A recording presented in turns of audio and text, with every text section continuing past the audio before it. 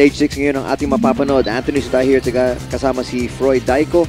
At ngayon makikita po natin itong leg na to magagaling. Mag-umpisa po sa Malolos, Bulacan all the way up to Tarlac.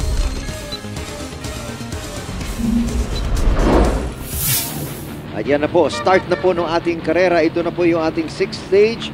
Once again, Malolos, Bulacan po ang ating umpisa. That's where we are right now. At matatapos po tayo sa Tarlac. Daniel Asto, native of Tarlac. Tarlac ang finish natin, kaya makikita natin mga tiga-Tarlac nagpapakita. Sa tingin mo ba, medyo inspirado siya kasi gusto syempre niya magpakita ng gilas. Mas lalo na doon yung katulad ng sinabi mo, yung ating tapos. At yan, patapos na po yung ating sprint. Halos segundo lang ang pagitan. Ito na yung men peloton. All the way up to Tarlac, papunta yun. Pero syempre, dadaan muna tayo sa Nueva Ecija.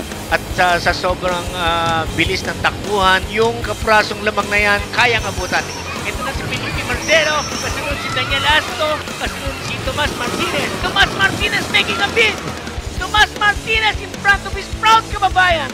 It's Tomas Martinez in Tarlac.